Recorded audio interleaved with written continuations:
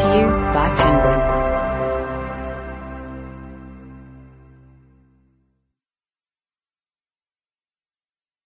What are you looking at? 150 Years of Modern Art in the Blink of an Eye, by Will Gompertz. Read by Roy McMillan, and with a preface read by Will Gompertz. Preface. Now, there are already plenty of excellent art history books covering the modern period, from E. H. Gompertz's classic, The Story of Art, to Robert Hughes's pugnacious and instructive, The Shock of the New. My aim is not to compete with such learned tomes. I couldn't. But to offer something different. A personal, anecdotal, and informative book that undertakes to tell the chronological story of modern art from Impressionism to now. For reasons of space and pace, it has not been possible to cover every single artist involved in each movement. My ambition has been to write a fact-filled and lively book. It's not intended as an academic work. There are no footnotes or lengthy lists of sources, and at times I have taken flights of fancy, imagining, for instance, a scene where the Impressionists met in a cafe or Picasso hosted a banquet. These vignettes are based on accounts written by others. The Impressionists did gather in one particular cafe, and Picasso did hold a banquet. But some of the incidental details of conversations are imagined.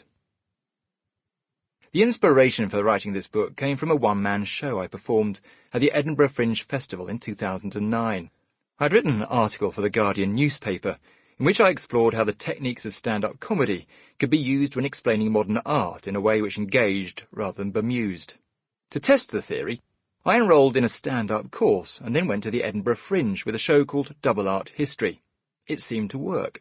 The audience laughed a little, joined in, and, judging by their performance on the exam at the end, learned quite a bit about modern art. I will not, however, be trying stand-up comedy again. It is as a journalist and broadcaster that I come to the subject of modern art. The great writer David Foster Wallace compared his own non-fiction writing to a service industry, in which a person of reasonable intelligence is given the time to investigate something on behalf of others with better things to do. I hope that in some small way I too can fulfil that service for you. I also have the benefit of experience, having spent the last decade working in the strange and fascinating world of modern art.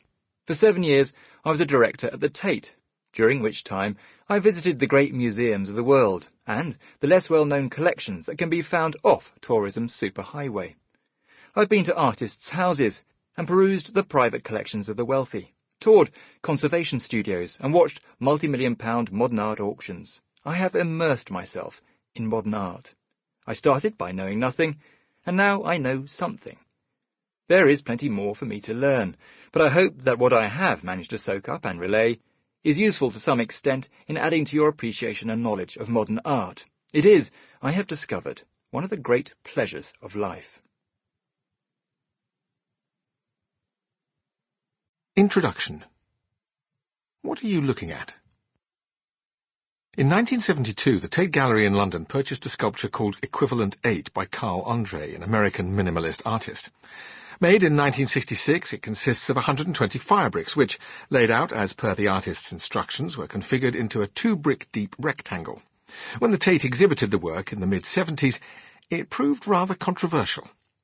There was nothing particularly special about the light-coloured bricks. They could have been purchased by anybody for a few pennies each. The Tate Gallery paid over £2,000 for them. The British press had a collective meltdown. "Wasting our national cash on a pile of bricks," screamed the papers. Even the Burlington magazine, a highbrow art periodical, asked, "Has the Tate gone mad?" Why, one publication wanted to know, had the Tate squandered precious public money on something that might have occurred to any bricklayer?